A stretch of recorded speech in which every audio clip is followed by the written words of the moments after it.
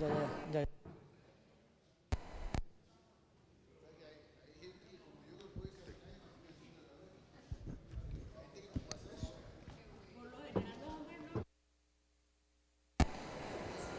Muy buenas noches, ahora sí, a todos los colegas, presidenta, vicepresidente, ministro, viceministros.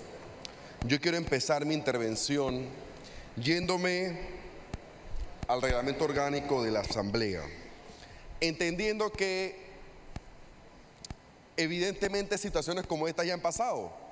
Yo no creo que esta es la primera vez que suceden situaciones como estas, y por eso está establecido, todos han mencionado aquí en la Asamblea el tiempo que tenía el Ministerio de Economía y Finanzas para presentar su presupuesto.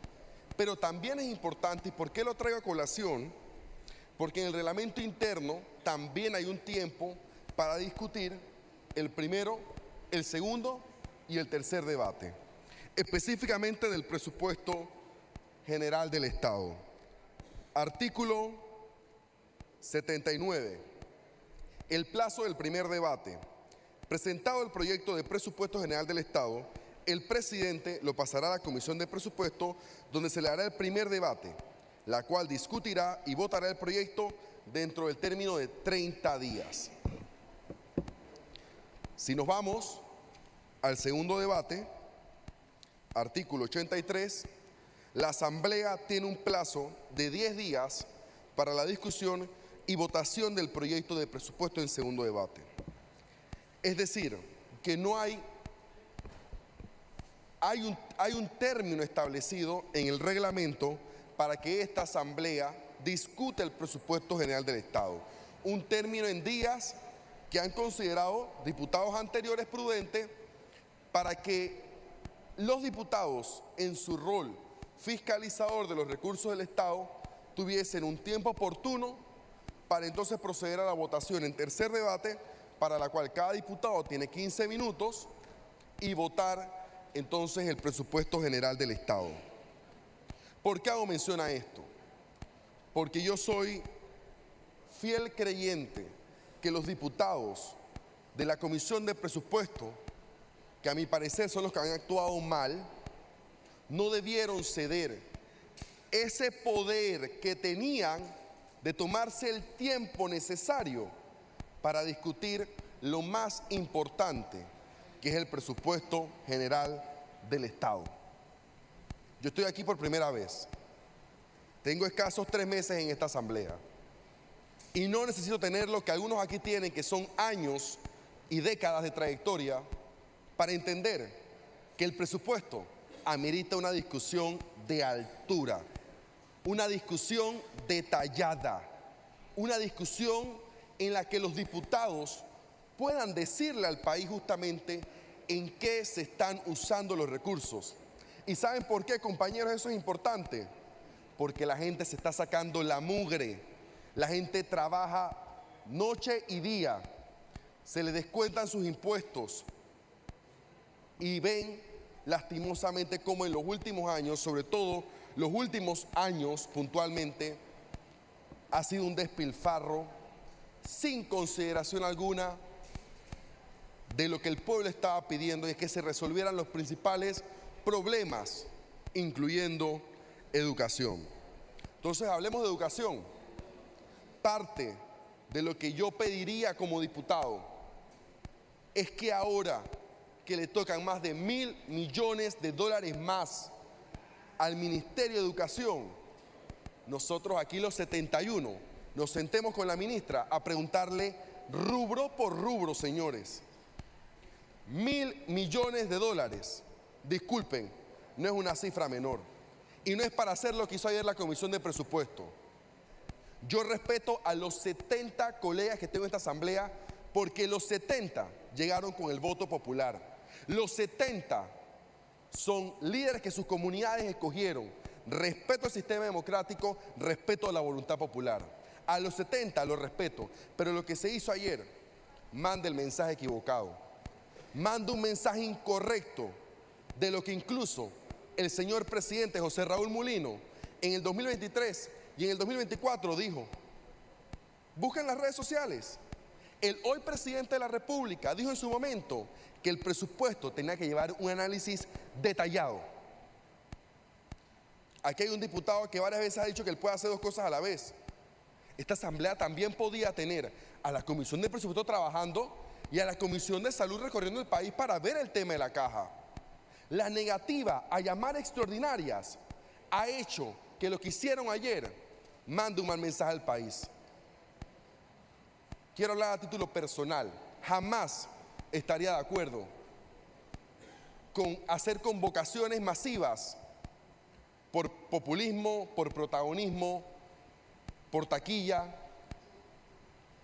Pero lastimosamente lo que yo vi ayer, sin haber publicado un solo tweet, una sola historia, una sola publicación en ninguna red social, lo que yo veía sin haber dicho nada, era un país molesto, manifestándose en contra de lo que hacía a las 11 y tanto de la noche la Comisión de Presupuesto, impidiéndole incluso el derecho a la palabra a los 5 comisionados que estaban ahí.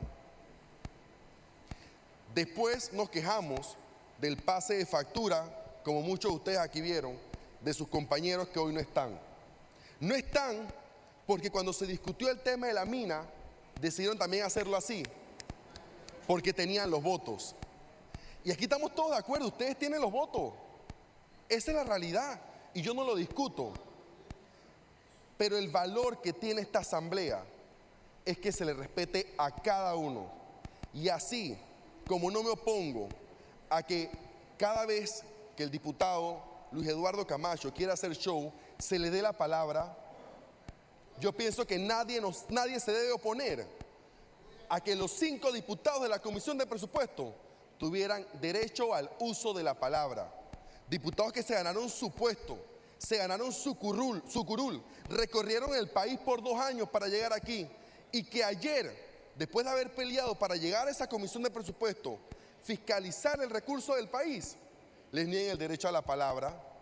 ¿Cómo eso está bien? ¿Cómo eso está bien? Con esa reflexión, yo quiero decirles que siempre, quédense con esto, siempre habrá una oportunidad para hacer las cosas bien. No digo que las hagan como yo quiero que las hagan, digo que las hagan como dice el reglamento, que se tomen el tiempo que les da el reglamento interno de la Asamblea, que para eso es ley de la República, que lo discutamos, que ampliemos el debate. La Comisión de Presupuesto había logrado hasta el día de ayer lograr grandes cosas en consenso. Siempre vigilante de la actuación de esa comisión, le había mostrado incluso al presidente de la comisión mi admiración y respeto por cómo había llevado el debate. El día de ayer, en una actitud para mí sorpresiva y a tambor batiente, como han sucedido grandes caos en el país, deciden aprobar el presupuesto general del Estado, que no es cosa menor, incrementándole el presupuesto a muchas instituciones sin tener nosotros la oportunidad de cuestionarlo en qué lo van a invertir, cómo lo van a usar, qué van a hacer.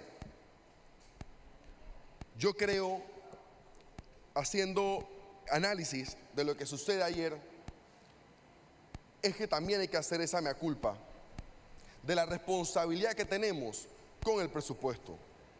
Y es que yo estoy de acuerdo con el presupuesto austero, con la reducción que tenemos que tener, pero también pido aquí que nos reunamos como asamblea y nos tomemos el tiempo invitando al ministro, al viceministro, a la viceministra y discutir cuáles son las leyes que tenemos que modificar para que el país pueda echar hacia adelante.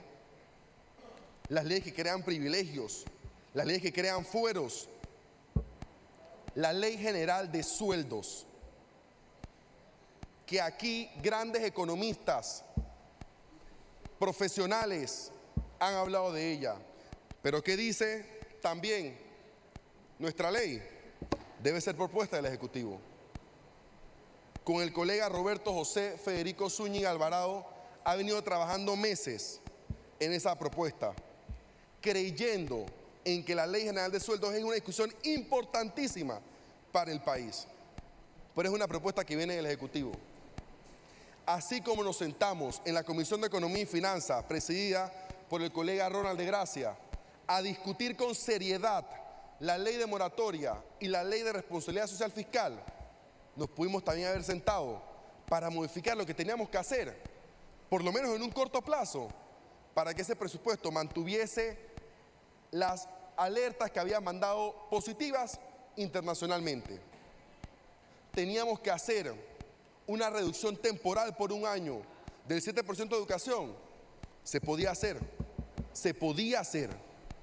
lo podíamos proponer, lo podíamos discutir y lo podíamos aprobar como asamblea, entendiendo la situación económica que tiene el país. Siendo yo un fiel creyente en la educación como la única arma para cambiar este país, el único desarrollo que va a tener Panamá de manera integral va a ser con una educación de calidad. No con cuántos puentes, no con cuántos trenes, no con cuántos hospitales, no, es con la educación. Es la manera de que Panamá eche hacia adelante. Pero yo, creyente en la educación, hoy no puedo estar de acuerdo con que se le otorguen $1.000 millones más y yo no pueda cuestionar a la ministra. Yo hice una investigación en educación del tema presupuestario, más del 90% en funcionamiento. No se hace la inversión correcta donde se tiene que hacer en educación. Eso yo lo quería tener. Cuando llegó la primera versión, evidentemente el ministerio no contaba con recursos limitados, vamos a decirlo. Pero con $1.000 millones más, perdonen, hay que ser sensatos. Aquí todos pedían cosas para sus comunidades legítimamente, por el tema de las escuelas que tienen cayéndose en todos los circuitos pasa. Pero eso lo tuvimos, ustedes le tuvieron que haber pensado ayer cuando votaron eso a tambor batiente, porque contaban con los votos. Entonces los 5 no importa, somos 10, estamos bien, vamos a votar. Y no se dan cuenta del mensaje equivocado que mandan, que es poder decir a la comunidad: mira, esta escuela que hoy no está construida o que está cayéndose, yo en presupuesto, ahora que el Ministerio de Educación cuenta con tantos recursos y con $1.000 millones más, me voy a asegurar que esté en ese presupuesto la escuela de la comunidad que se está cayendo. Entonces, para unas cosas son bien políticos, pero para otras, cuando les conviene y cuando tienen los votos asegurados, vámonos a tambor batiente. Lo que pasó ayer tiene que ser una reflexión profunda, porque nos quedan 5 años. Y ustedes lo saben, somos compañeros por 5 años. Jamás estaré de acuerdo con la falta de respeto que sucede en esta asamblea. Pero sí debo decir que tiene que haber siempre un llamado a la sensatez por el país. Que las reuniones puedan tener con diferentes puntos de vista, puedan llevarse a una solución por el país y que podamos pensar al final, ¿qué quiere el país? Una asamblea más transparente, una nueva asamblea, pero no la podemos tener si creemos que por tener los votos vamos, votamos, aprobamos y nos fuimos. Eso no es así.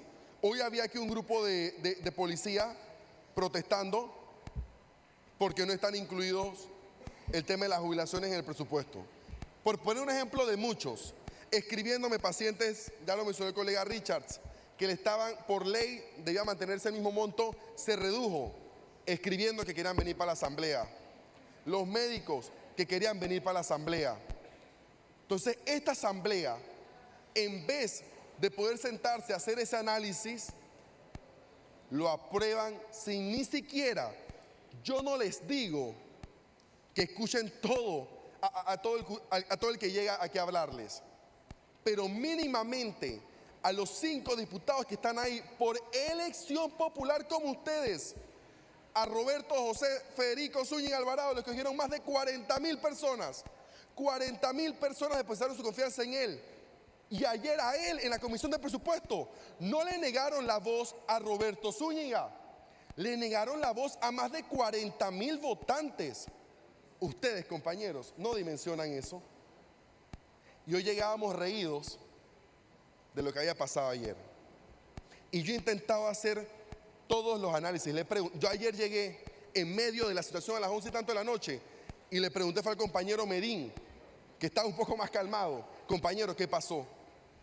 Le pregunté al colega Buchanan: colega, ¿qué sucedió?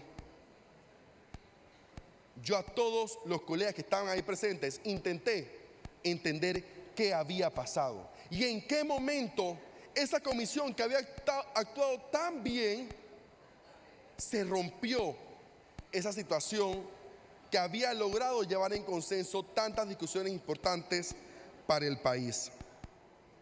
Repito, yo hago ese llamado porque siempre se pueden hacer las cosas mejor. Y en esa búsqueda de agenda común, ministro, yo lo invito a que hagamos el llamado con la Comisión de Economía y con todos los diputados a que revisemos las leyes que tenemos que revisar.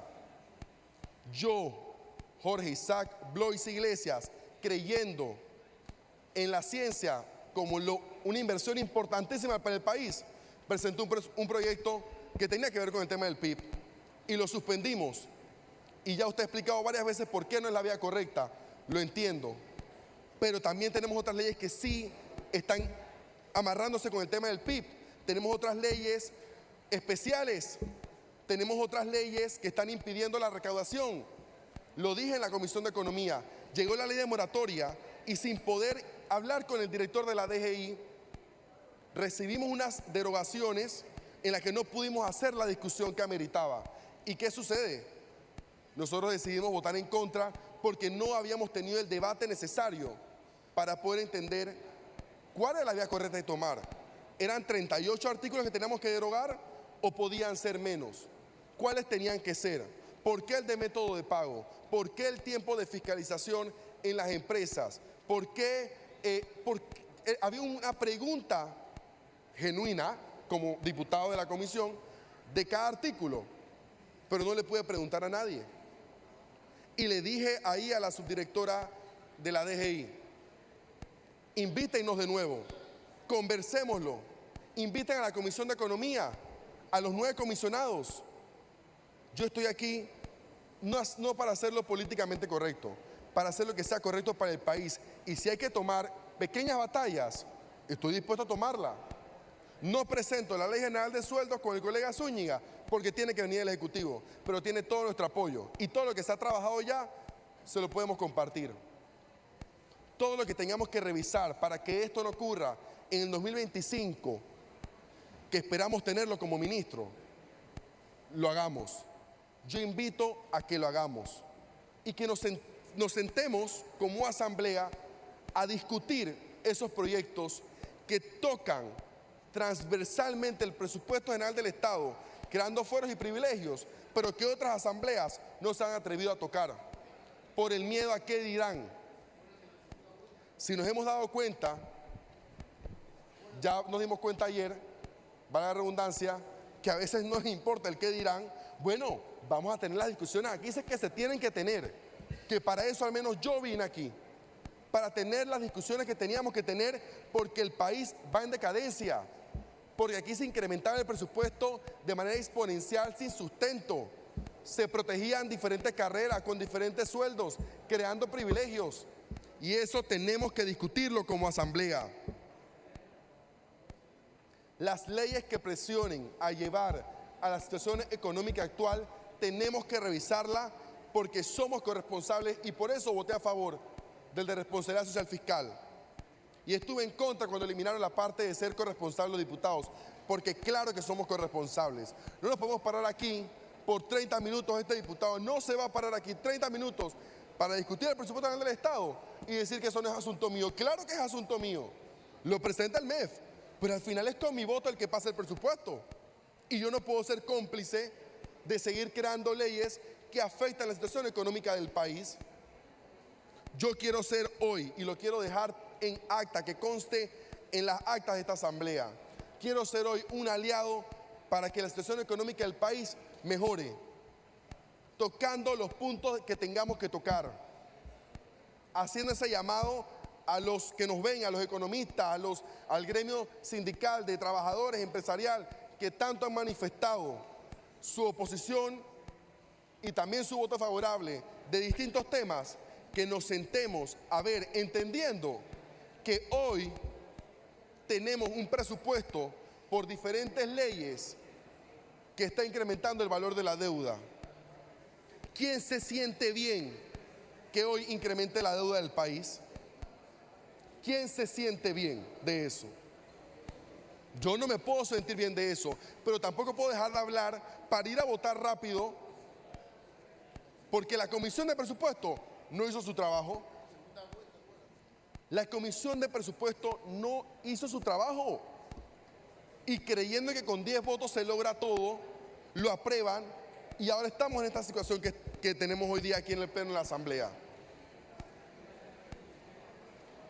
Yo también quiero hacerme referencia a la importancia de poder, para el próximo presupuesto, involucrar a los diputados de la comisión en ese examen y en esa preparación, para que también cuando llegue acá a la Asamblea sea menos el tiempo que tienen que tomar con cada vista presupuestaria, entendiendo que ahora tenemos una ley de responsabilidad fiscal que crea una oficina, una unidad de seguimiento, de control y de fiscalización.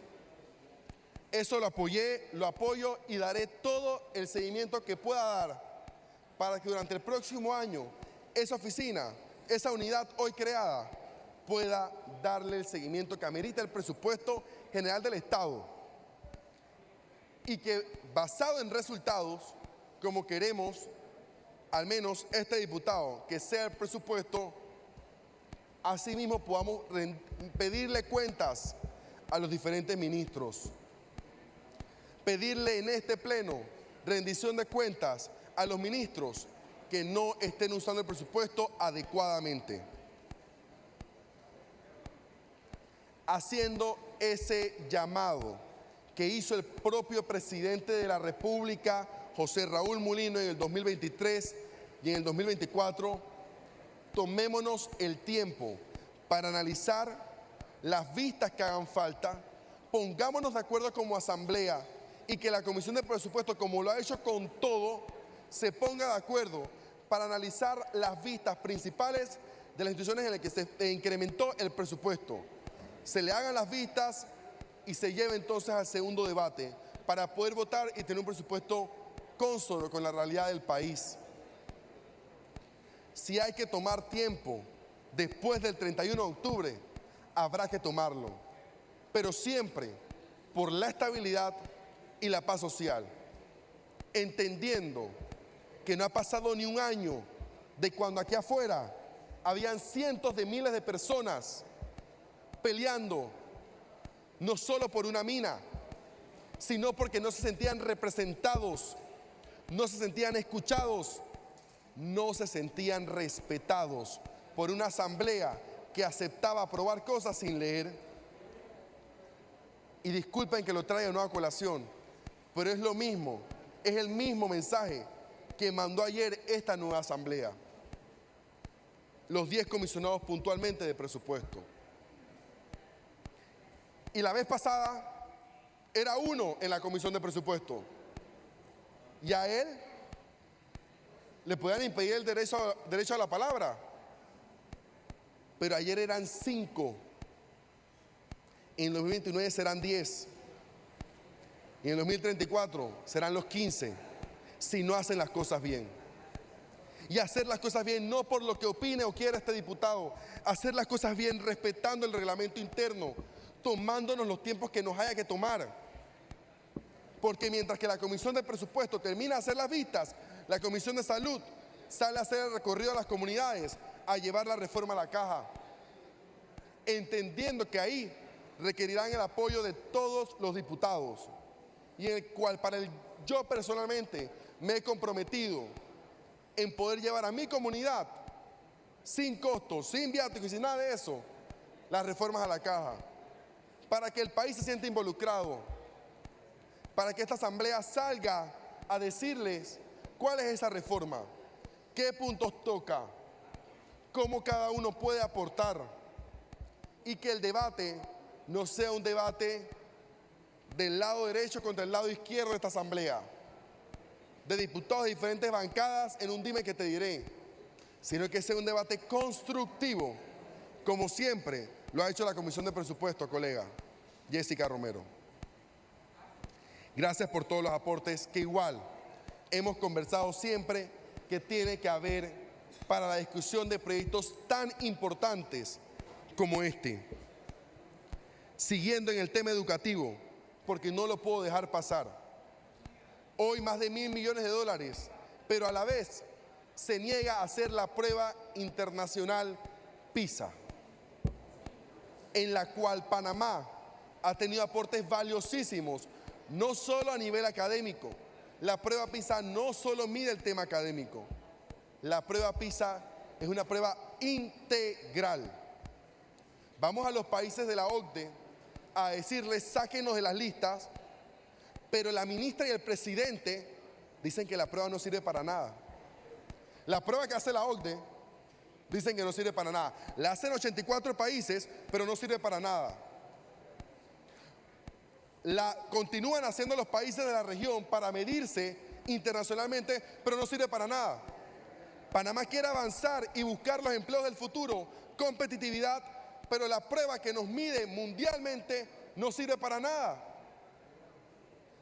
Eso es lo que yo quiero preguntar con este nuevo incremento de $1.000 millones. Si yo pudiese renunciar a mi subsidio electoral que ha sido la CENACID para pagar la prueba PISA, créame que lo hubiese hecho. Por ley solo lo puedo llevar a la CENACID y contento. Pero me hubiese gustado. Y cuando vengan reformas electorales, solo por mi paz mental, porque no sé dónde voy a estar en 5 años, dejar esa puerta abierta para que se pueda usar este recurso en educación. El recurso hoy día educación lo tiene, pero la ministra y el presidente han dicho que una prueba en la que 80 y pico de países participan para medirse con el mundo no sirve. Yo he participado de más de 25 discusiones del tema educativo con 25 años. Me he leído los 25 compromisos en educación, investigué en educación, fui parte de la Gran Alianza Educativa, la Gran Alianza por Panamá, y recuerdo que un tema era el tema de evaluación. Un tema era que teníamos que medirnos con los mejores países del mundo. ¿Con quién nos pedimos? ¿Con los pares? ¿Colombia y Costa Rica?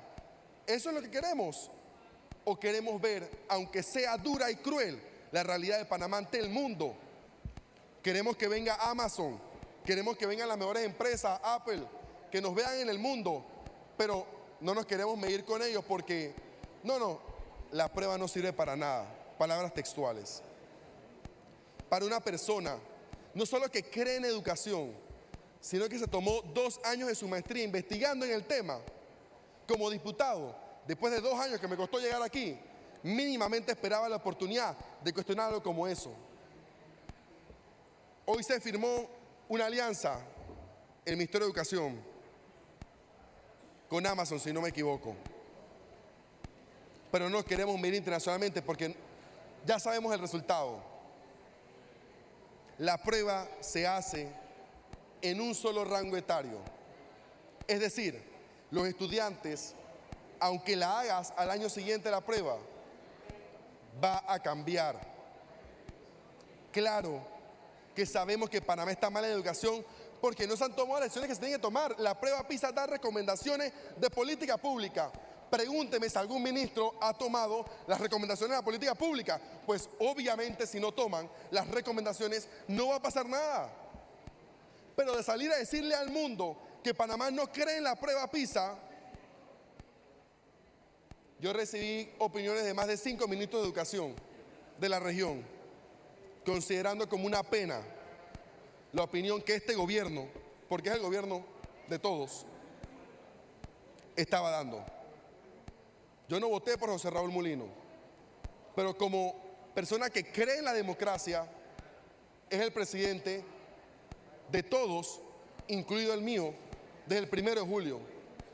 Y así como en este pleno me paré varias veces en incidencias a pedir ese llamado a la conciencia de la importancia de esta prueba, yo quería, con $1.000 millones más a educación, preguntar cuál era la excusa para no hacerla, entendiendo que venía de bajarse de 8 millones el costo de la prueba a 200.000. Señor vicepresidente, me gustaría hacer otras preguntas, sobre todo al director de presupuesto del MEF, pero lo dejaré para la segunda vuelta y le pido pues que... Muchas gracias, diputado. Continuamos con la participación de Alexandra María Brenes Samaniego. Buenas noches a todos. ¿Se escucha? ¿Se escucha? Ahora sí. Buenas noches a todos. ¿Sí? ¿Ahora sí? Hola. Ahora sí. Sí. Buenas noches a todos, a la prensa que ha estado desde tempranas horas acá, a los asesores y personas que están en las gradas también y a los compañeros, colegas diputados, igualmente a ustedes, Ministerio de Economía y Finanzas, ministro y su equipo de trabajo. Yo quiero serles muy honesta porque he escuchado cada una de sus respuestas, ministro, y me ha parecido bastante elocuente. ¿Por qué? Porque yo vengo de 11 años de trabajar en multinacionales, donde totalmente la empresa privada trabaja de forma distinta, tenemos un departamento de finanzas, es muchísimo más fácil poder hacer las cosas y adicional a esto, lo que usted mencionaba sobre tener todo el tema de presupuesto orientado a resultados, yo creo que era una de mis primeras propuestas de campaña cuando empecé a caminar, que el gobierno pudiera funcionar en cada real, en cada centavo, orientado a resultados, que pudiéramos ver los cambios en esos millones de dólares que normalmente se hablan de millones de dólares como si fuesen centavos. Entonces yo creo que es importante que tengamos objetivos claros, que tengamos objetivos específicos, que podamos ver la historia de qué ha funcionado en el pasado y qué no, para poder hacer un presupuesto consecuente y que usted ha mencionado que no ha sido el mejor, pero que prácticamente ha podido hacer con lo que ha tenido, lo que tiene actualmente y lo que ha sido presentado. Yo creo que es importante también mencionar que en cada institución tenemos a un presidente, hay demasiado ruido. Le pido a los colegas diputados, por favor, que están alrededor de la diputada, que bajen la voz, que no escuchan nada lo que está hablando. Gracias. Y las preguntas a realizar. Sí, yo sé que todos estamos cansados, pero, o sea, por favor, o sea, nadie puede escuchar así. Entonces, a mí sí me parece, por ejemplo, que en cada institución debemos tener esas métricas o principalmente esos reglamentos que nos digan si estamos llegando al presupuesto, en qué manera lo estamos mirando periódicamente, y tener malos administradores en finanzas hace los resultados que hoy tenemos, que tengamos desconfianza, que no haya credibilidad por parte de la gente allá afuera, que está viendo que se están aprobando o que no se está aprobando o que se aprobó ayer en primer debate, que pudiéramos tener este presupuesto y que al final yo creo que el problema principal no es el presupuesto, el problema principal es la forma en la que se ha hecho por parte de la Comisión de Presupuesto, donde 5 comisionados hicieron lo posible, pero al final no resultó. Y aquí quiero hacer mención de algunas instituciones que para mí quedaron por fuera y que era súper importante poder conocer ese detalle. ¿Por qué? Y aquí les puedo mencionar, por ejemplo, el Meduca. Y bueno, aquí voy a mencionar estas instituciones y después, ministro, le voy a hacer un par de preguntas porque es la primera vez que yo tengo la oportunidad de poder hacer cuestionamientos hacia usted y lo he escuchado con total determinación para poder entender hacia dónde va. Entonces, yo quiero mencionar, por ejemplo, el Meduca, que desde el año 2017 paga 21 millones de dólares en alquiler de locales para los centros educativos, donde, por ejemplo, tenemos a una escuela como el Cantón, tenemos a la escuela de Santa Librada en Omar Torrijos, que no ha sido entregada, y que pude tener la oportunidad de hacer esos cuestionamientos a la ministra Lucy Molinar, pero en un momento donde todavía no se había aumentado, no habían mandado este nuevo presupuesto. O sea, ese millón que se aprobó, yo no pude preguntarle en qué se iba a invertir. Esa es una de las cosas, y donde también coincido con usted, en que la ley tiene que cumplirse y que por eso se mandó el presupuesto para atrás y regresó a la Asamblea. Pero cuando hablamos de 7% de PIB, y tenemos a las escuelas como las tenemos, tenemos a profesores y maestros que no son capacitados, no tenemos un plan elocuente que pueda llevar educación a que la gente diga, oye, el 7% en verdad que es invertido, realmente se utiliza porque mira, las escuelas están en buen estado. Eso no pasa hoy. Entonces yo sí coincido con usted en que ese 7% probablemente, aunque es ley, no hay un sustento detrás que garantice que ese 7% realmente es utilizado. Eso por un lado. Lo otro es, me gustaría mencionar IFARU, que tiene un aumento de $2 millones en inversión y que a mí me hubiese gustado poder cuestionar al señor Jaime Díaz, que es el actual director del IFARU, y que por no pasar por las vistas presupuestarias no pude hacerlo. ¿Y mis cuestionamientos en qué van? Si en 2025 vamos a tener auxilios económicos, si se hicieron las auditorías pertinentes para saber que esos estudiantes que hoy están en el extranjero y que tenemos a mamás y a papás pasando por todos los despachos de los diputados, diciéndoles en verdad que no tienen forma de poder pagar las becas que se ganaron sus hijos y que hay una certificación detrás, si ya él hizo las auditorías para poder saber cuáles están dentro del reglamento, cuáles tienen irregularidades y cuáles no. Esos cuestionamientos, por no pasar por la Comisión de Presupuesto, yo no pude hacerlos. Entonces, a mí sí me parece que las vistas presupuestarias sí eran importantes. Y aquí un mensaje al señor Jaime, que no pude cuestionarlo, pero que en verdad salir a decirle al país que el IFARU está en quiebra, sin una solución por detrás, me parece totalmente irresponsable porque hoy tenemos a mamás, papás y estudiantes con dolor de cabeza. Y así como dije en una de mis intervenciones que Nando Meneses, ojalá la justicia lo alcance, yo no quiero pensar que al final de este periodo vamos a estar también investigando a IFARU. Así que le pido, y como siempre le he dicho, me pongo a su disposición para poder apoyarlo en su gestión, pero la gente afuera necesita tener claridad y principalmente que las auditorías que usted nos dijo en credenciales que se iban a hacer, se puedan hacer como usted tal cual lo dijo. Eso en referencia a IFARU. Quiero hablar de UNACHI también, que de hecho le aumentaron $19 millones en gastos de funcionamiento. Y aquí no sé ni cómo explicarlo, pero paradójicamente la Universidad de Panamá le aumentaron apenas $3 millones en funcionamiento. Hoy, aquí en esta asamblea, señores, teníamos a más de 100 personas en esas gradas por parte de la UNACHI, aplaudiendo, diciendo, haciendo barra. No sabemos con qué plata vinieron esos buses, no lo sabemos, pero aquí estaban haciendo barra.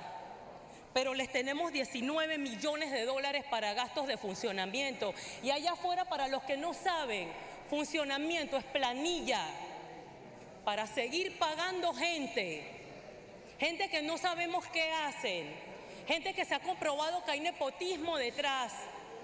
No me parece justo que hoy paguemos 19 millones adicionales para funcionamiento. Eso, y también el presidente Mulino llamó a esta universidad el cuartel de invierno del PRD. Hoy parece que también es el cuartel de invierno de la aplanadora, porque hoy muchos diputados de aquí, de la Asamblea Nacional, se dieron el deber de poder apoyar a todas estas personas que venían a defender que no haya rendición de cuentas, a defender que haya corrupción dentro de la misma institución y a defender un presupuesto que lastimosamente la gente allá afuera no está de acuerdo. Y esto también quiero recordarles a los ciudadanos que nos están viendo, igualmente a mis colegas diputados. Etelvina no les va a garantizar su curul en el año 2029. No se las va a garantizar. Hay que pensar afuera de estas cuatro paredes. Hay que pensar afuera, porque allá nos están viendo.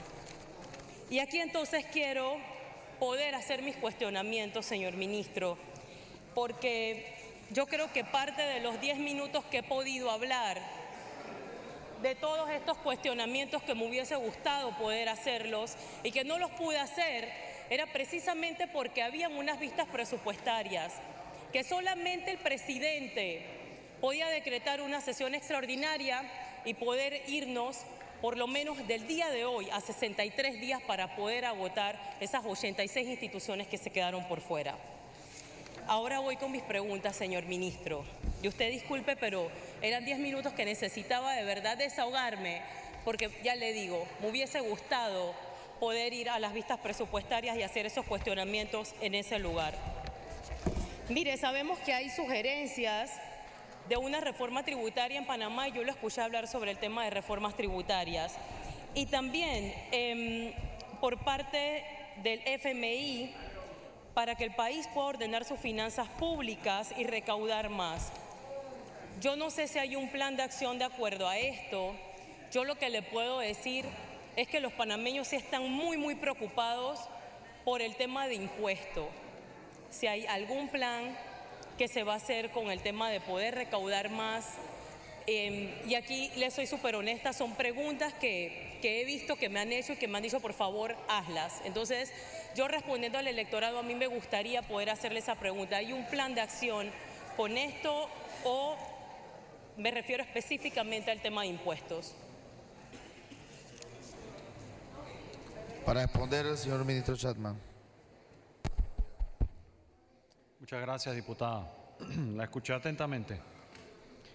Muy interesante su disertación. Perdón. Y debo aclarar que yo no he mencionado reforma tributaria. Y aquí, como dicen, el diablo está en los detalles. Yo soy muy prudente en escoger las palabras. Yo he hablado de gasto tributario y de incumplimiento. Reforma tributaria es una palabra importante porque se refiere a modificación de impuestos y de gastos. Se refiere primordialmente tributaria a los ingresos, fiscal se refiere a ambos. La actual propuesta de presupuesto no incluye una reforma o cambios tributarios. Desde un punto de vista administrativo, no incluye tampoco iniciativas tendientes a enfrentar el gasto fiscal, pero ya lo he mencionado a lo largo de la noche, de que es algo que hemos tratado de hacer y que nos gustaría volver a tratar de convencer a esta Asamblea de que son convenientes para el país. Y muchas de las medidas que son primordialmente administrativas que debe tomar la Dirección General de Ingresos no requieren de una reforma legal para hacerse. O sea que yo creo que, por otro lado, yo creo que los panameños, y yo hablo con mucha gente también y me nutro de la retroalimentación, mucha gente lo que espera es que primeramente cerremos todas esas ventanas por donde se escapa la gente y ahí el incumplimiento antes de que hablemos de ninguna cifra. Sí, sobre todo, yo he pagado impuestos toda mi vida a tiempo por 35 años y yo lo primero que digo es ¿por qué no se le cobra al que no paga? Y en ese sentido yo creo que la tienen muchos ciudadanos. Yo creo que hacia allá nos debemos primero enfocar, es en reducir el gasto tributario, antes de hablar de ningún otro cambio.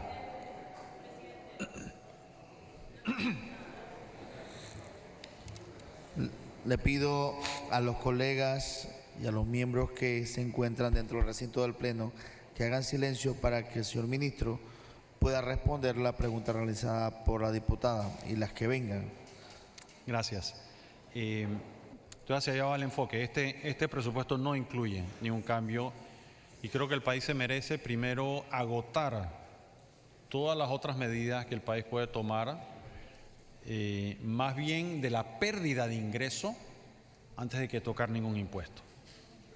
Y una vez agotado eso, ver los resultados de ello, evaluar si se necesita o no. Yo en este momento pienso que no, con los números que yo he hablado de montos de incumplimiento de superiores a los 2.000 millones, que siendo realista, pragmático, siempre va a haber incumplimiento, lo hay en todos los países del mundo, pero se puede cerrar la brecha de una forma importante, lo cual uno nos eleva esa relación de impuestos sobre Producto Interno Bruto, que no solamente nos da más espacio fiscal y nos produce más ingresos para asignarlos bien en función de resultados. Y ahí tenemos la misma filosofía, enfocados en resultados, pero también es aplaudida por quienes analizan el riesgo, porque entonces el perfil de riesgo mejora y vas a tener acreedores dispuestos a prestarle a uno a una tasa de interés más baja. Entonces tiene ese otro beneficio también.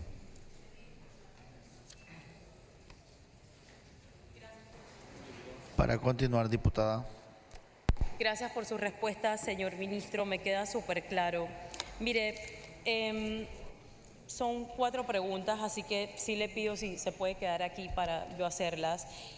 Yo quisiera saber si usted tiene un aproximado de cuánto nosotros estamos gastando en alquileres y locales para instituciones públicas. Si hay algún plan de adquirir inmuebles propios. Para responder, señor ministro. Sí, de memoria no recuerdo la cifra exacta de alquileres y no quisiera dar un número impreciso, pero con mucho gusto lo investigamos y le damos el dato como tal. El concepto de alquilar o comprar es una discusión muy válida. Y hay metodologías para tomar esa decisión.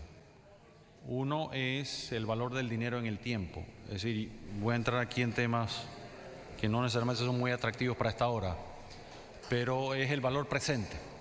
Uno calcula los flujos futuros de un alquiler versus el costo de comprar un bien, el costo del financiamiento, más la depreciación a lo largo del tiempo, y todo eso se trae al valor presente, y el que arroja un mejor resultado de ello, desde un punto de vista de hacer un análisis disciplinado, hace que una opción sea mejor que la otra. Así que la respuesta no es absoluta, todo depende también de los términos y condiciones en el mercado. Puede haber momentos en el mercado donde las rentas sean más atractivas que comprar, y puede haber otros momentos donde comprar pueda ser más atractivo. O sea, no hay respuestas absolutas, no hay respuestas absolutas allí, ¿no?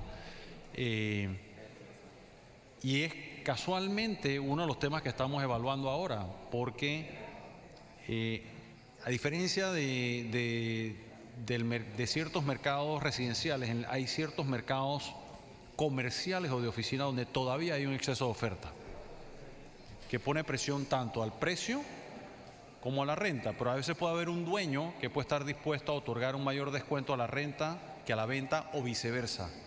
Y en función de las características del inmueble puede ser atractivo y permite entonces tomar esas oportunidades.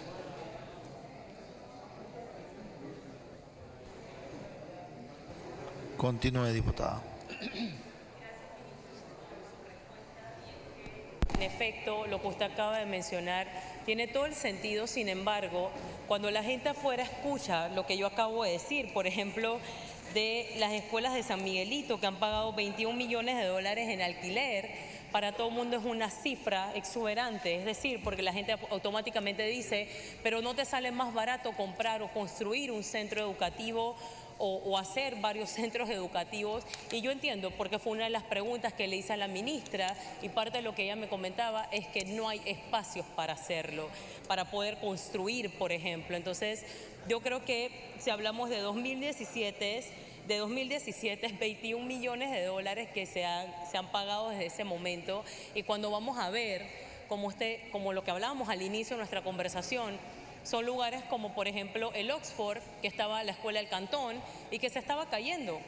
¿Me explico? Entonces, yo creo que también parte de eso es poder, le tocará al Meduca, pero poder ir dándole seguimiento, dónde están estos estudiantes, y que la calidad de dónde están versus lo que se está pagando, uno pueda como hacer esa congruencia ahí. Entonces, era parte de, pero me queda súper clara su respuesta.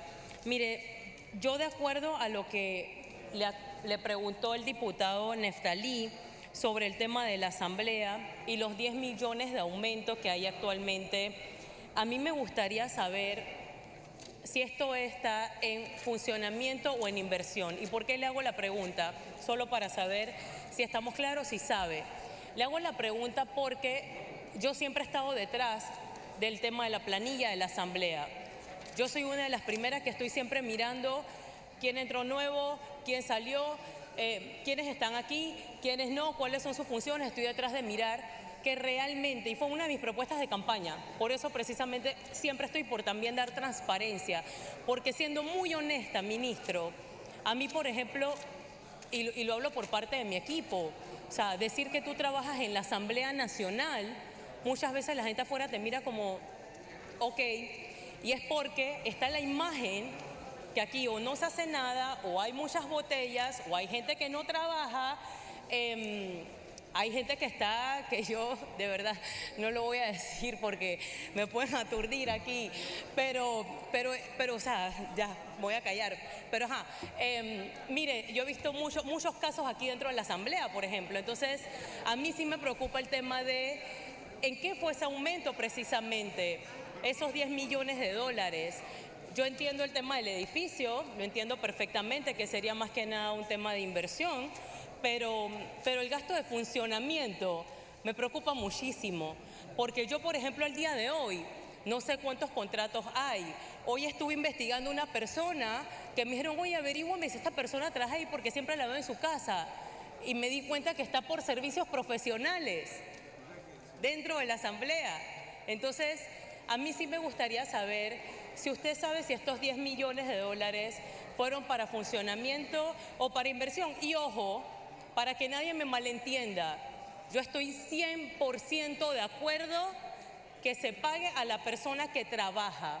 ¿Por qué? Porque allá afuera hay bastante desempleo, hay gente que quiere agregar valor, hay gente totalmente capacitada para poder ser productivo dentro de tu gestión como diputado, pero tenemos otras personas que no vienen a trabajar. Entonces, a mí el tema del presupuesto de la Asamblea sí me interesa saberlo y me gustaría solamente saber si usted sabe si va a funcionamiento o inversión. Para responder, señor ministro. Sí, ¿cómo se está asignando esos recursos dentro del presupuesto de la Asamblea y, por ejemplo, en la parte de inversión que había mencionado anteriormente?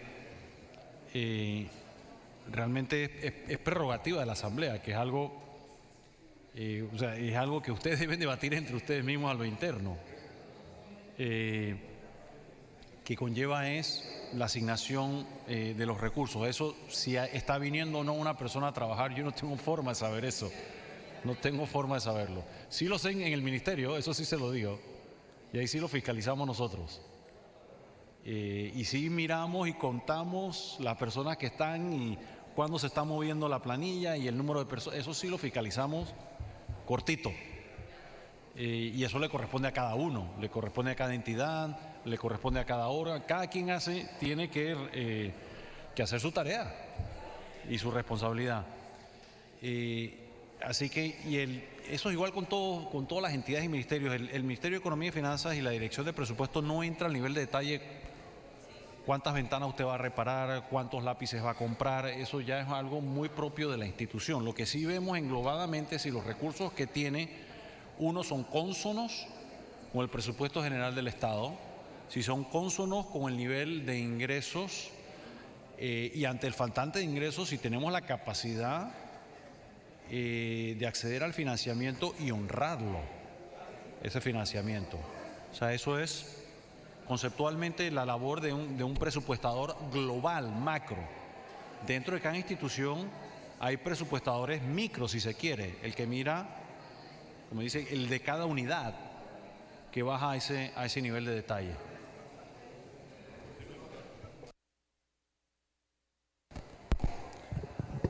Continúe, diputada.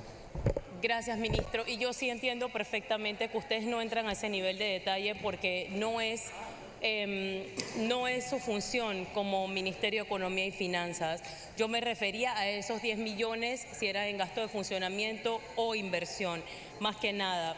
Y mencionando esa intro se la di porque aquí los compañeros sabemos que es una realidad, ¿no?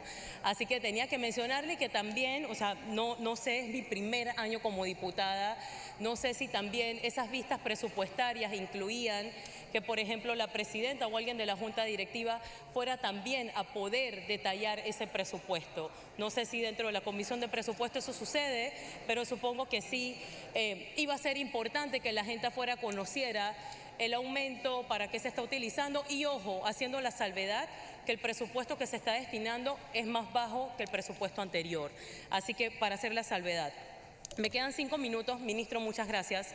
Yo quiero utilizar, y ya no tengo más preguntas para usted, pero quiero terminar mi intervención y quiero mandarle un mensaje al presidente, señor Raúl Mulino, y es que yo sí quiero aprovechar para poder leer explícitamente sus 2 tweets. Y voy a empezar con el primero.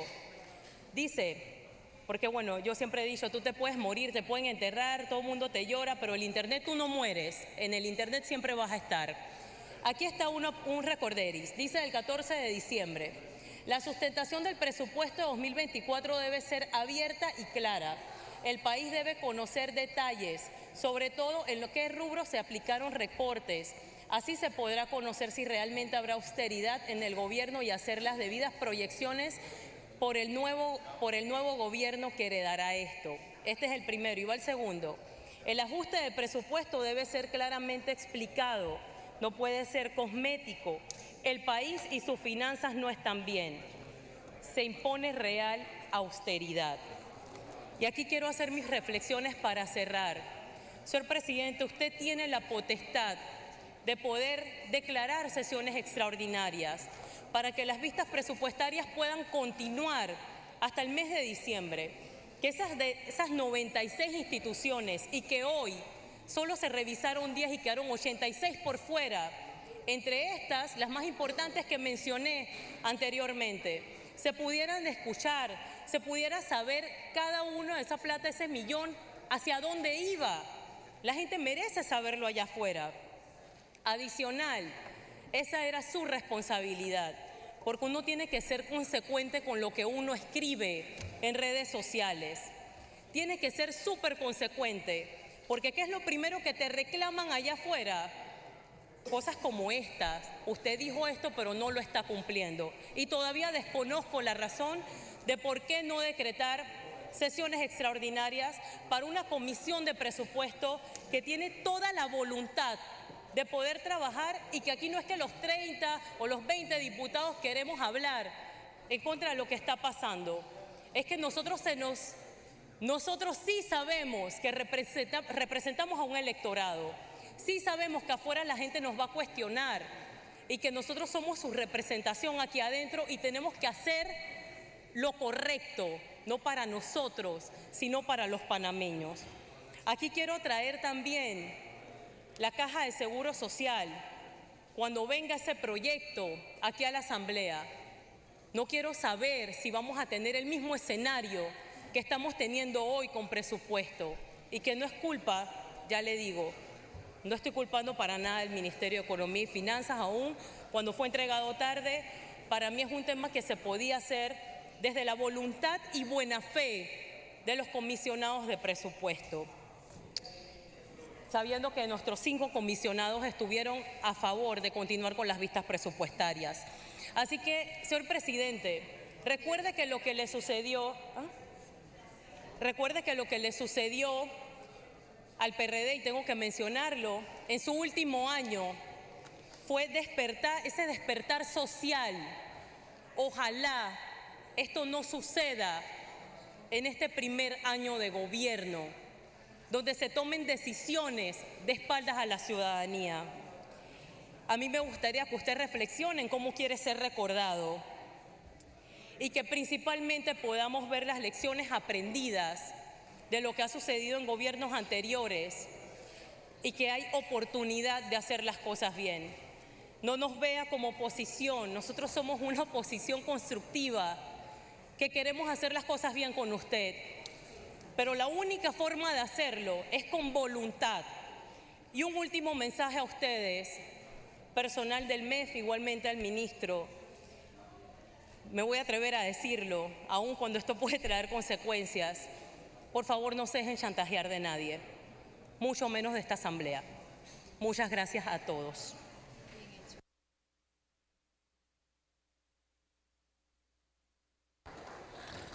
Le damos la palabra al diputado Lenín Alberto Ulate.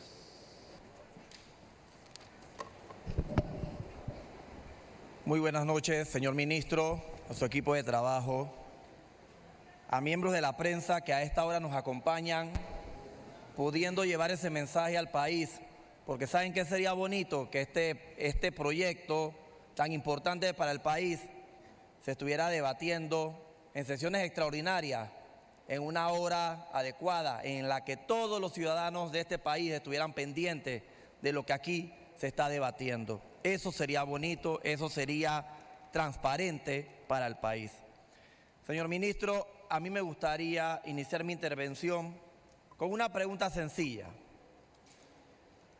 ya que tengo una serie de cuestionamientos, pero yo creo que partiendo de esta pregunta, de esta premisa, podríamos ir dándole forma a este conversatorio que vamos a tener en los próximos minutos. Y mi pregunta es la siguiente, señor ministro, ¿está usted de acuerdo con este presupuesto que se está discutiendo en este momento? Para responder, señor ministro.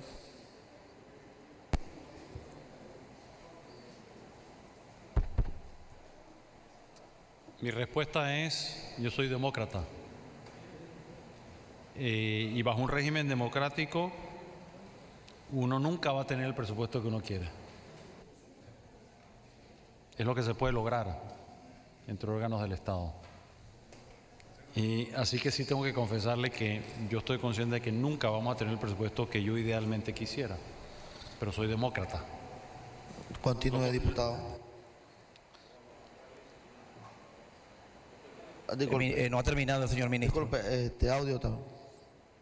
Lo contrario sería ser un autócrata. Y lo perfecto es enemigo de lo bueno. Me gustaba más el presupuesto que teníamos anteriormente, que yo entiendo perfectamente las solicitudes de contemplar modificaciones. Y nuevamente, entonces, regresamos a mi misma pregunta, ¿no? El presupuesto que tenemos es parte de un resultado democrático, que yo espero que pues todo este ejercicio que hemos vivido este año y todo el debate, que en parte ha sido constructivo, nos permita el próximo año construir un presupuesto mejor, que se acerque más a lo deseable, incluyendo lo que es posible. Para continuar, diputado. Le agradezco, señor ministro. Yo le hago la pregunta porque sí, yo también tengo que ser muy objetivo y reconocer, yo no soy experto en presupuestos. Nosotros nos apoyamos mucho con la labor que hacen nuestros compañeros en la Comisión de Presupuestos, los comisionados de esta bancada. Pero lo que sí soy bueno es llevando la voz de mi gente. Y precisamente por esa percepción que hay de la ciudadanía afuera, es que yo le hago esta pregunta. Porque parte de esa percepción es que este presupuesto no solo presenta fallas importantes como la reducción de los fondos asignados en el sector salud, sino que también ha sido elaborado, ha sido discutido en esta asamblea de una manera poco transparente, por decirlo así, que era lo que hacía referencia al inicio de mi intervención, que lo ideal sería que este presupuesto se estuviese discutiendo en sesiones extraordinarias en una hora en la que todos los panameños estuvieran pendientes de lo que aquí se está debatiendo.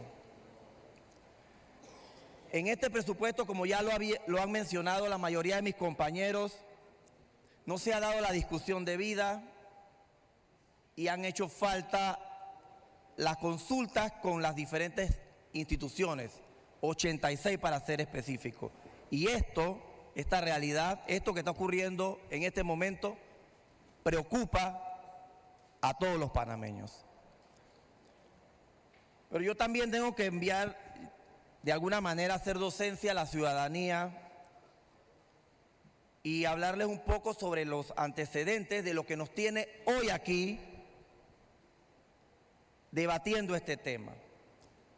Y son 3 puntos importantes. Parte de ello es, como bien lo mencionó un diputado anteriormente, la premura con la que el MEF presentó el presupuesto. La serie de inconsistencias observadas, que fue lo que incidió a que se devolviera el presupuesto. Y otro de los puntos es la celeridad en las adecuaciones por parte del MEF, que prácticamente las hicieron en tiempo récord. Yo podría decirle que parte de estos aspectos, de alguna u otra forma, fueron los que llevaron a que la comisión, que sí es cierto, como lo han resaltado los compañeros, venía haciendo un trabajo importante, un trabajo admirable en materia de presupuesto, pero estos aspectos de alguna manera ocasionaron de que esa fiscalización estricta del presupuesto tuviera una especie de ruptura, por decirlo así. Y nosotros no es que nos estemos oponiendo al presupuesto, si de alguna manera es lo que se pueda percibir. Nosotros lo que reclamamos es las vistas presupuestarias a las que no tuvimos derecho. Y en lo personal, le puedo mencionar que a mí me hubiese gustado tener esa oportunidad de hablar por mi distrito de Arraiján, porque lastimosamente en esa comisión de presupuestos no hay nadie que represente al sector oeste. Y si yo no hubiese tenido la oportunidad de enviar a mi suplente, cuando se presentó el director del IDAN, yo no hubiese tenido esa oportunidad de saber cuál era el presupuesto destinado para la planta potabilizadora de Arraiján y si esto realmente estaba contemplado en este presupuesto. Entonces, es la importancia del poder tener estas vistas presupuestarias. Porque yo analizando parte del presupuesto de lo que va asignado a Panamá Oeste, sigo encontrando una serie de inconsistencias, señor ministro, y que, repito, me hubiese gustado tener esa oportunidad de que los directores de estas entidades pasaran por esta comisión y poder aclarar esas dudas. Como por ejemplo, yo veo en el presupuesto que para el MIBI hay asignado una construcción de complejo habitacional en Arraiján. Y yo me pregunto, ¿qué parte de Arraiján? Y cuando veo en la descripción del distrito, dice San Carlos. San Carlos es otra área de Panamá Oeste. San Carlos no es Arraiján. Y sigo revisando y me doy cuenta que dice en el Instituto Panameño de Deporte, construcción de estadio Mariano Rivera en Arraiján. Mariano Rivera está en Chorrera. A mí me hubiese gustado poder cuestionar en la Autoridad Nacional de Descentralización por qué razón la única junta comunal a la que se le asignaron los 110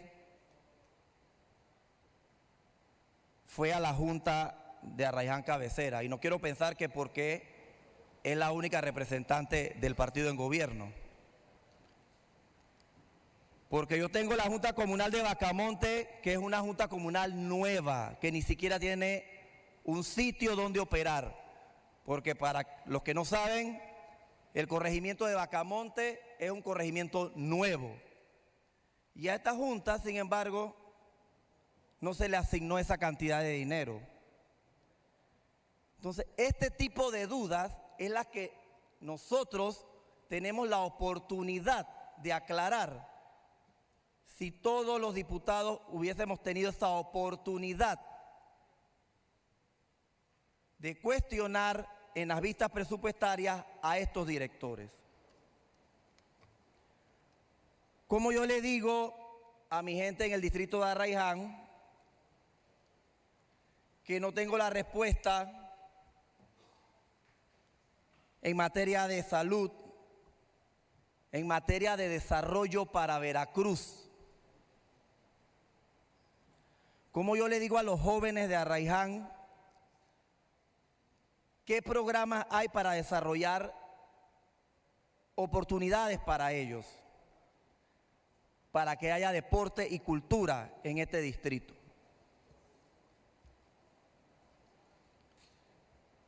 Señor ministro, usted al presentar su primera propuesta de presupuesto subrayó la necesidad de tomar decisiones responsables. A mí me gustaría hacerle esta consulta.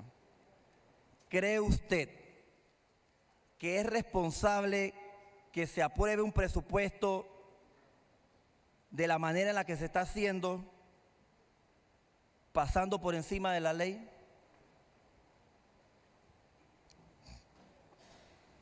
Para responder, señor ministro. El órgano ejecutivo no puede interceder en otro órgano del Estado. Los procedimientos de adopción y aprobación de leyes son una facultad privativa de este órgano del Estado. Yo sí protestaría si el órgano ejecutivo pretende interferir en otros órganos del Estado, llámese el judicial o el ejecutivo. Y por ende, yo sería muy cauteloso inclusive responder esa pregunta. Creo que es una intromisión casi que violatoria de la Constitución. Y yo soy demócrata, yo realmente creo en la autonomía de cada órgano del Estado.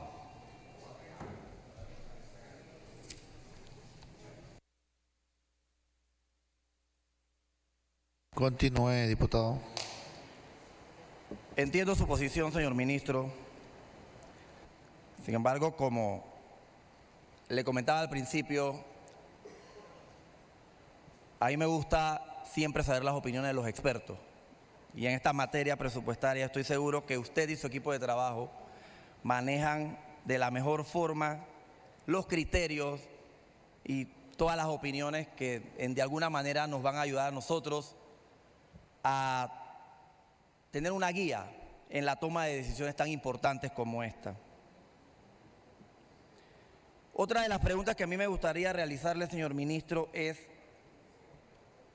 luego de que se presentó un proyecto inicial, luego se volvió a presentar, ¿qué criterios fueron los que se utilizaron para determinar qué programas y gastos se mantendrían o se reducirían? Para responder, señor ministro. La asignación de recursos dentro de cada institución es potestad de cada una, incluyendo otros órganos del Estado como he mencionado el órgano judicial y el legislativo. Y eso me lleva a un punto interesante, conversando con colegas suyos a veces donde me hablaban, por ejemplo, de X o Y obra en su corregimiento. Y usted no puede, yo no tengo la facultad legal para hacer eso. Eso sería ilegal. Esa sería potestad de los que usted ha mencionado, Pandeportes, Obras Públicas, IDAN. Lo que nosotros podemos hacer como administradores o macroadministradores del presupuesto es asegurarnos de que son cónsonos con el presupuesto total, de que cuenten con la contraparte de ingresos para hacerle frente a ese compromiso, ya sea de ingresos tributarios o una fuente de financiamiento.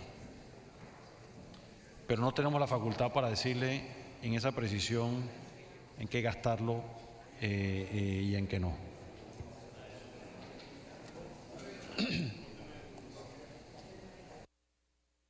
Continúe, diputado.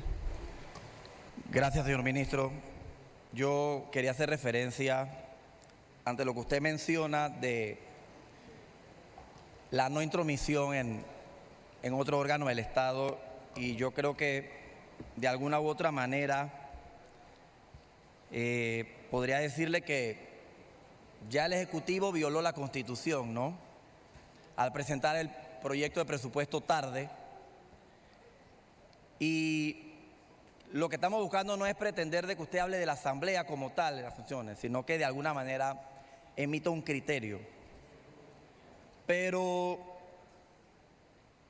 hay otra realidad, hay otro punto.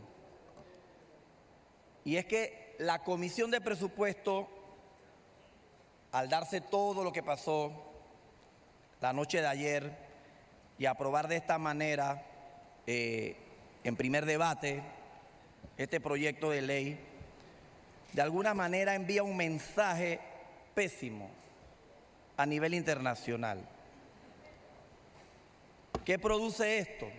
Que de alguna manera la imagen ante las calificadoras de riesgo se ve afectada. Y creo que en algunos de los puntos, algunos de los compañeros se han referido al respecto, porque después de anoche han salido varios pronunciamientos en esta línea, y le puedo citar algunos de ellos que hacen referencia a que los bonos de Panamá caen luego del aumento del presupuesto irresponsablemente presentado por el órgano ejecutivo, y Barclays hace una advertencia sobre esta situación fiscal.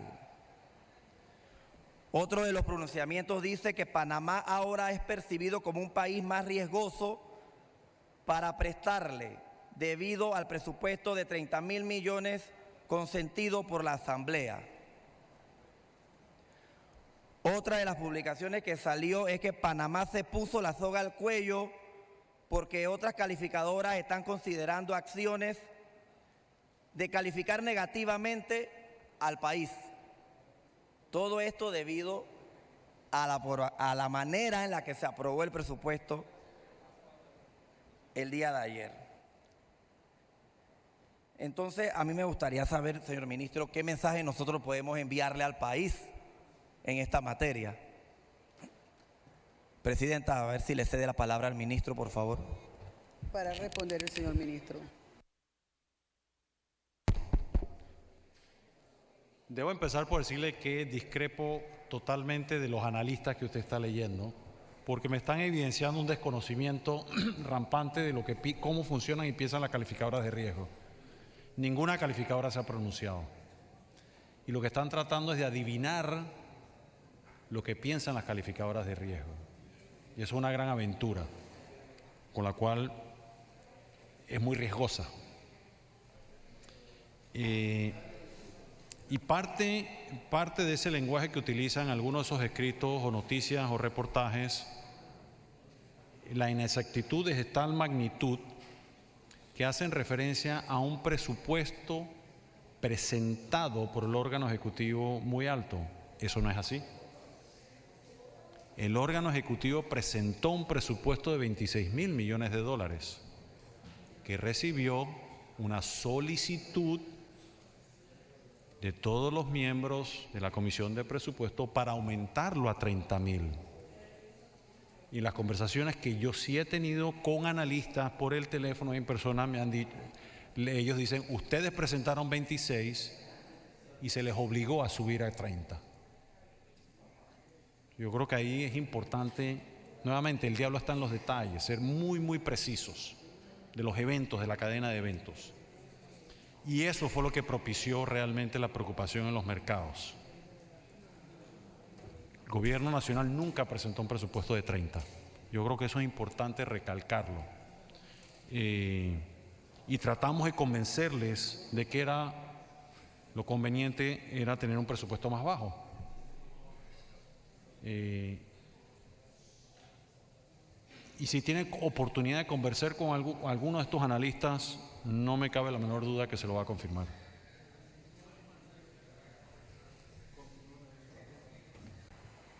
Continúe, diputado.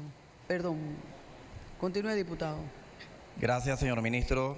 Nuevamente le agradezco y de alguna manera le confirmo que esto es lo bonito que se dé este debate, porque nos permite aclarar todas las dudas y que se envíe el mensaje correcto a los ciudadanos, porque bien les menciono, son publicaciones que salen inmediatamente, van ocurriendo los hechos, y lo importante es que ustedes, que son los que manejan la información correcta, de alguna manera puedan aclarar.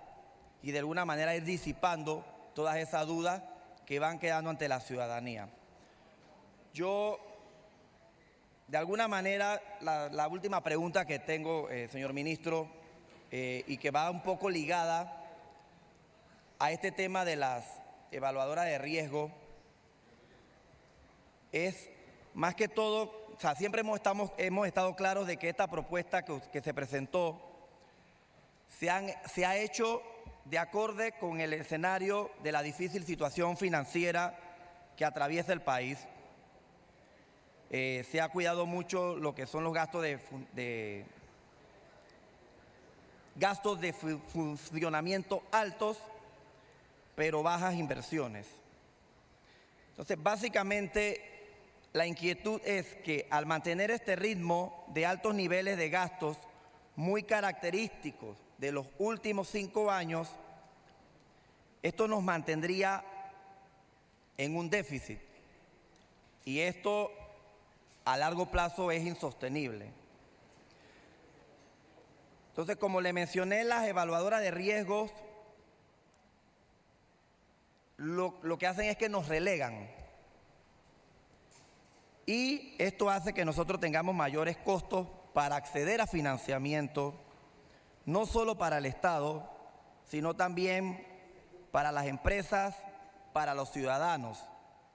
Y de alguna manera, y usted me corregirá, usted nos podrá dar la información precisa, pero la interpretación que yo hago es que de alguna manera esto representa menos crédito, menos dinero circulante, menos inversión, más desempleo, más pobreza.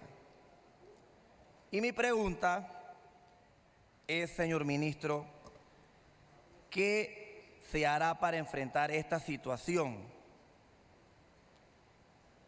que se está vaticinando de alguna forma? ¿Y qué medidas tomaremos como Estado para enfrentar tales situaciones?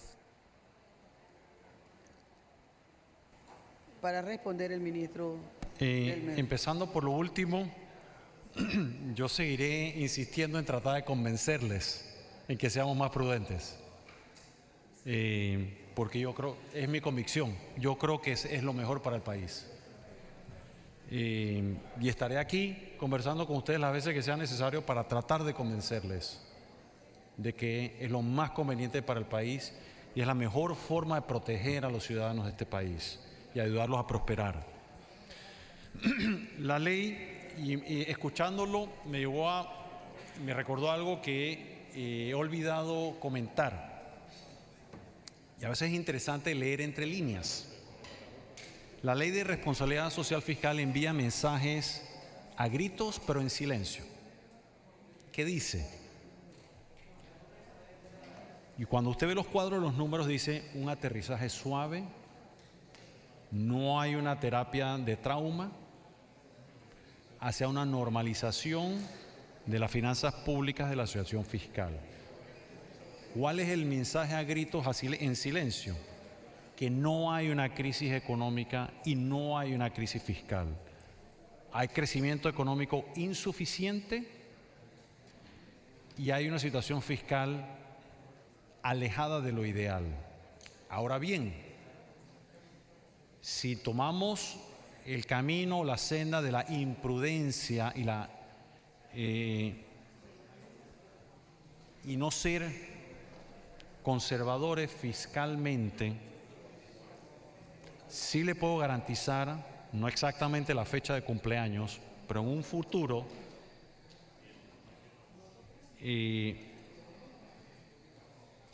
le puedo garantizar de que no va a terminar bien.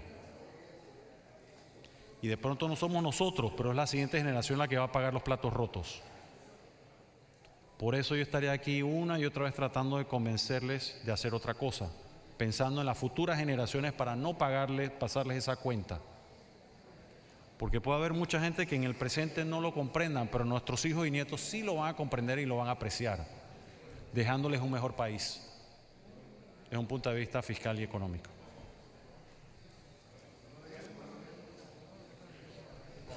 Continúe. Señor ministro, Disculpe, sé que le había dicho que era la última pregunta, pero me queda esta inquietud también que la tenía anotada acá. ¿Qué medidas nosotros vamos a tomar como Estado para corregir el problema de la recaudación de impuestos? Ya que hay una realidad, que tenemos una recaudación que no es muy eficiente.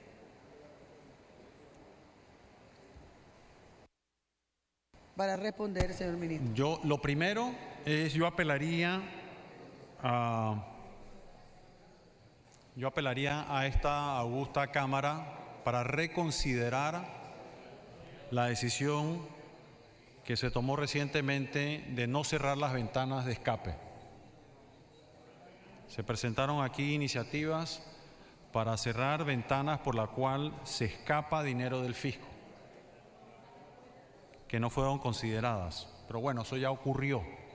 Yo apelaría ahora a reconsiderar eso para que realmente se pueda disminuir el incumplimiento, la evasión fiscal, muchas de ellas por vías legales. No vayamos nada más a los que están violando la ley, sino que hay normativas legales que impiden recaudar impuestos sin tocar un solo número. Y eso fue lo que se presentó en esta asamblea hace muy pocos días. Y la primera recomendación, diputado, que yo les haría, yo les apelaría a reconsiderar eso para eliminando alguna serie de instrumentos fiscales que yo considero que son perniciosos para las finanzas públicas y realmente inconvenientes para los ciudadanos que sí cumplen con todas sus obligaciones tributarias, todo asalariado que les descuentan su impuesto en la retención de la fuente no tienen derecho o no pueden aplicar todos esos beneficios que la ley les permite, que los lleva a pagar menos impuestos, que fue la propuesta que se les presentó recientemente. Lo primero que haría es, yo apelaría a que reconsideren eso en un futuro muy cercano, y en adición a eso se pueden tomar medidas como esa tendientes a ir eliminando esas ineficacias que hay en la tributación panameña. Continúe, diputado. Muchas gracias, señor ministro. De verdad le agradezco su tiempo, el hecho de que usted esté aquí a esta hora,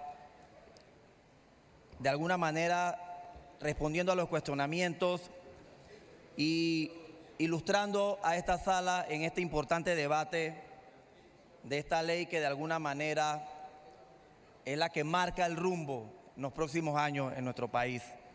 Y yo, próximo a terminar mi intervención, y que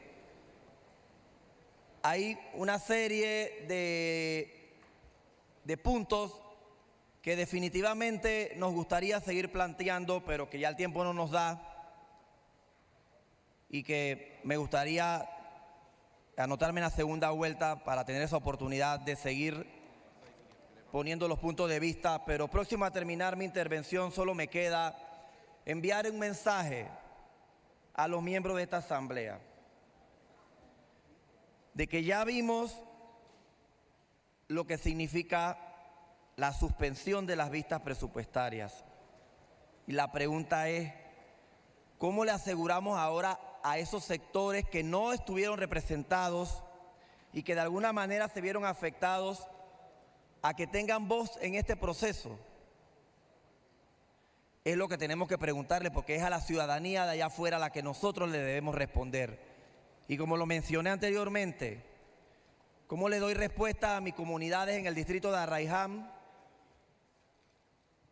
ante todas las necesidades que tienen en sus corregimientos y que solo los directores de esas entidades eran quienes nos las podían responder? Los dejo con esto, reflexionemos, y como bien mencionaron muchos compañeros, siempre está la oportunidad de enmendar los errores y de hacer las cosas de la mejor forma, pensando siempre en el beneficio de todos los ciudadanos, no en beneficios personales. Esto es importante que lo tengamos presente. Aquí no se trata de una lucha política, aquí se trata de ver por el bien común de todos los ciudadanos. Le agradezco, señora presidenta.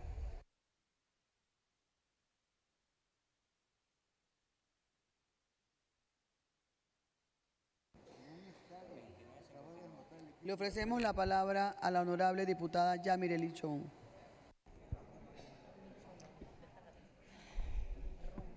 Muy buenas noches a todos. Qué lamentable, siendo las 12:16 de la madrugada, estemos aquí haciéndole consultas al ministro, a su equipo de trabajo y debatiendo un segundo debate de un proyecto de ley que bien pudo haber estado bien consultado, bien preguntado en el primer debate, bien examinado o, por qué no, en unas sesiones extraordinarias. Lamentablemente no fue así y estamos hoy aquí a esta hora y yo no puedo dejar de hablar de mi provincia de Colón. Ministro, según el INEC, en el 2022, Colón aportó aproximadamente el 15% del Producto Interno Bruto a nivel nacional. En el 2021 aportó aproximadamente el 17% del Producto Interno Bruto. Y viendo estos números, todos los colonenses nos hacemos la misma pregunta, y es ¿cómo, siendo la segunda provincia que más aporta al Producto Interno Bruto, nos vemos siempre con migajas? O nos vemos en la penosa necesidad de exigir al menos algo de lo que nosotros representamos para este país. Viendo que instituciones como el MINSA tienen $0 en inversión, viendo que la Caja del Seguro Social tiene $1 millón y un poquito más en inversión, pero en la provincia de Chiriquí nos encontramos con una zona franca del Barú que tiene $500.000, que aquí en la Comisión de Comercio muy bien nos dijo que genera $19.000 al año, y nosotros le estamos destinando en este presupuesto $500.000. Yo hago una pregunta: ¿con qué criterios asignamos presupuesto a instituciones y a provincias para que se dé este resultado? Yo quisiera, ministro, si usted me pudiera responder esa primera pregunta.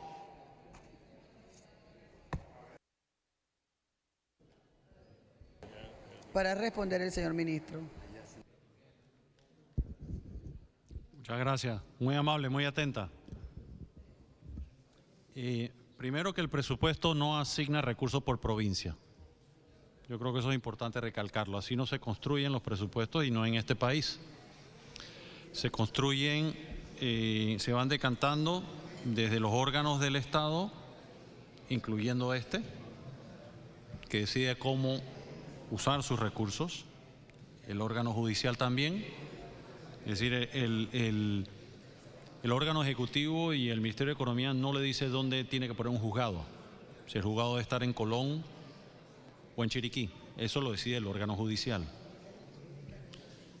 Igual no le dice a Pandeportes dónde tiene que poner una cancha, no le dice al Meduca dónde tiene que poner una escuela, no le dice al MINSA dónde tiene que poner un hospital. Entonces,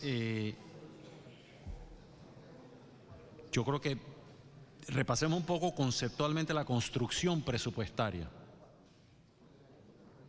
Sí, partimos de los recursos con los cuales cuenta el Estado, que cuando suma todas las partes, la responsabilidad del Ministerio de Economía y Finanzas es ver si tiene la capacidad de que el Estado panameño asuma todos esos compromisos. Pero ese nivel de criterio, imagínese un ministerio que haga eso, sería el todopoderoso prácticamente que dicta las decisiones hasta de qué pluma usamos en qué bolígrafo usamos en este hemiciclo, lo cual no funciona así, ¿no? Entonces ahí lo que sí cuestionamos es que típicamente se ve en este país que diversas instituciones hacen solicitudes de fondos con una desconexión impresionante de la realidad del país. Pero cuando le digo, no sé si el 100%, pero cercano al 100%, pero totalmente desconectadas. Hay una negación de la realidad.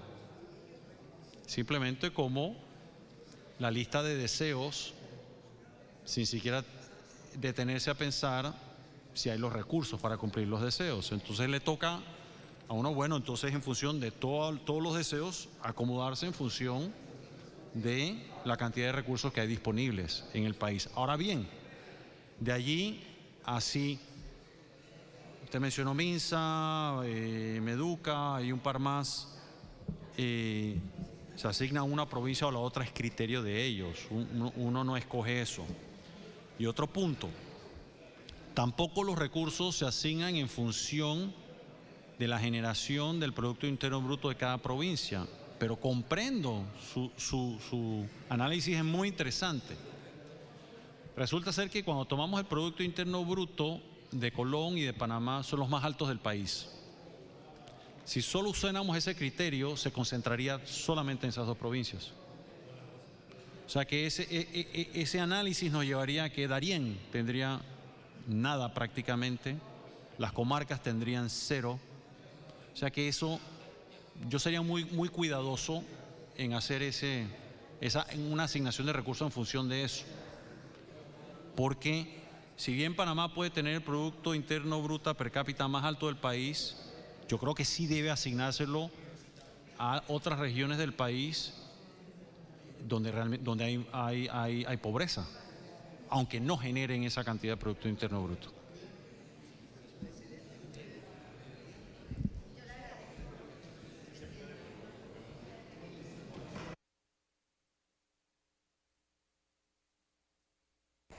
Continúe, diputada.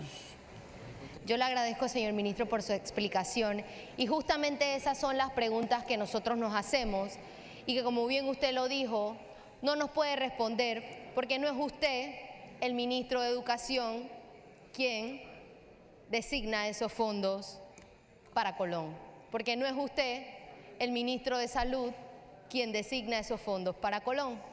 Y es justamente por esto que era tan importante para nosotros tener estas vistas presupuestarias, porque cuando los colonenses quisieran saber qué hay en sus provincias, en las distintas instituciones, podían hacerlo a través de las vistas presupuestarias.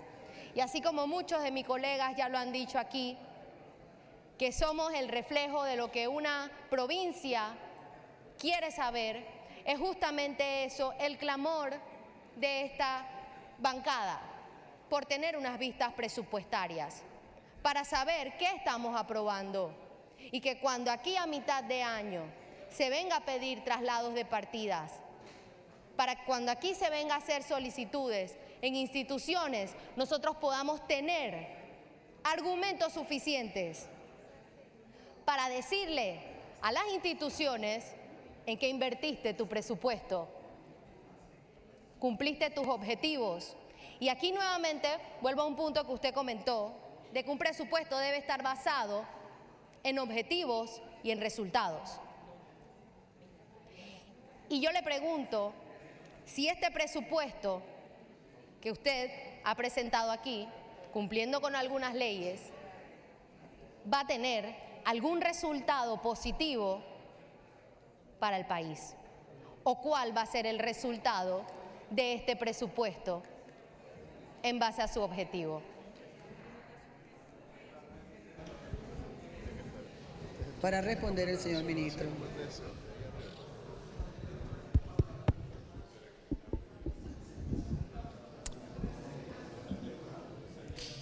Diputada, muy interesantes sus comentarios. Concuerdo. Yo lo complementaría de varias formas. Uno, usted tiene acceso al presupuesto donde puede ver, donde están respuestas a todas las preguntas que está haciendo. Ahí está todo. Bueno, es lo que le va a responder a quien le pregunte, va a buscar el dato ahí y le va a responder. Usted tiene la facultad también, esta asamblea tiene la facultad de llamar a cualquier entidad pública las veces que desea a lo largo del año. No tiene que esperar a presupuesto para hacer ello. Yo le recomendaría que si esa fuese su preocupación, no espere a un traslado para hacer eso. De pronto el traslado nunca ocurre.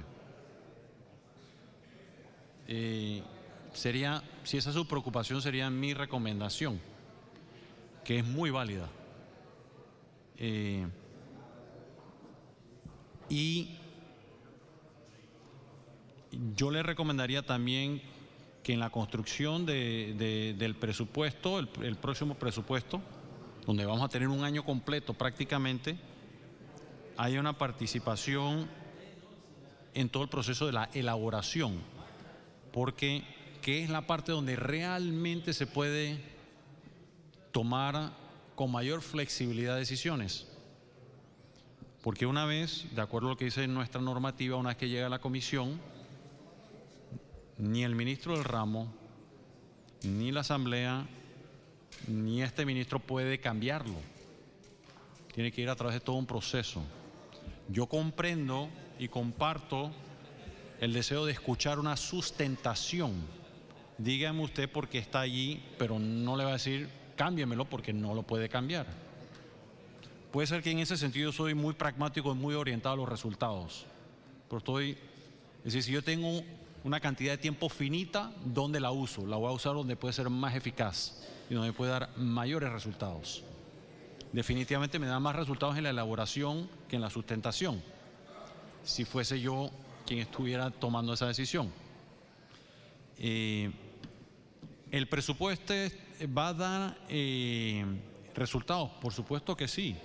¿Pueden ser mejores? Por supuesto que sí. Yo creo que el presupuesto de 26 que teníamos era mejor que el que se solicitó se subiera, pero eso es democracia, nuevamente. Esa fue una solicitud que nos hiciera esta asamblea y respondimos afirmativamente a todas las solicitudes, que no es una obligación, es una muestra de se adoptaron todas, que es parte del proceso, yo creo que es un presupuesto que, a pesar del comentario que he hecho anteriormente, es mejor que lo que teníamos antes y cambia la senda o el patrón que teníamos de comportamiento de que año tras año, después de muchos años, pegaba brincos importantes al alza. Inclusive no siendo el ideal, estamos rompiendo ese paradigma. Eso de por sí ya es un resultado mejor. Y lo cual nos da luces de que el siguiente año, si hay el ánimo, podemos tener inclusive uno aún mejor.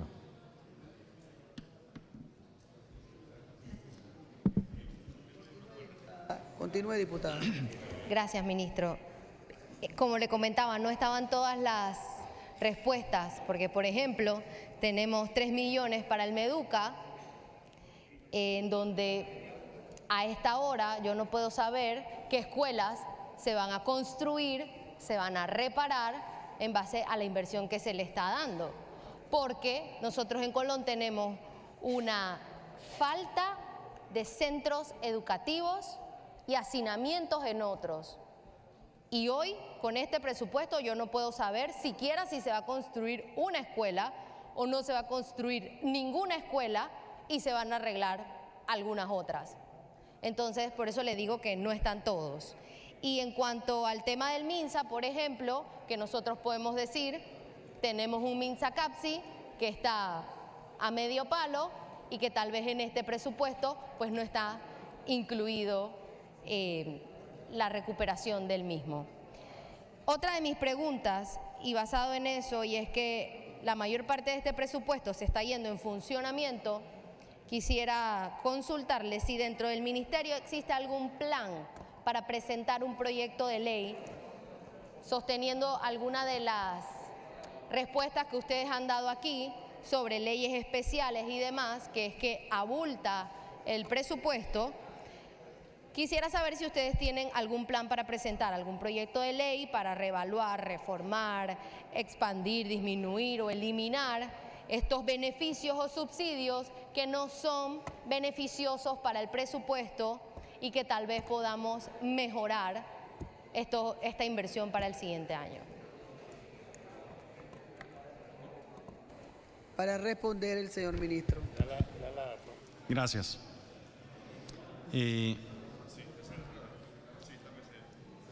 Las preguntas que usted hace, siempre puede acceder a esas respuestas. Es más, una sugerencia adicional.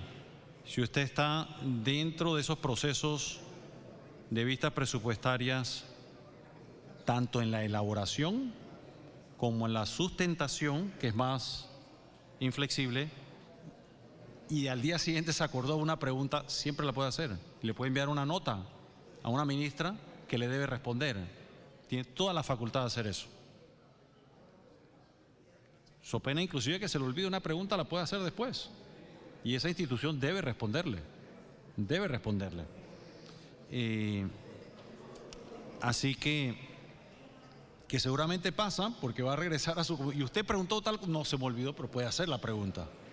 Sin ningún problema. Sobre medidas y propuestas en ley, sí, ya presentamos una recientemente que no prosperó en esta augusta Cámara, que iba dirigida a mejorar sustancialmente la recaudación. O sea que, fíjese lo retador esto, ¿no? Hay presiones para aumentar el gasto y se presentan propuestas para aumentar el ingreso que no son consideradas. Después de ese, habrán otras iniciativas que ahora mismo no están perfeccionadas ni terminadas, pero en debido momento que espero que sí sean acogidas.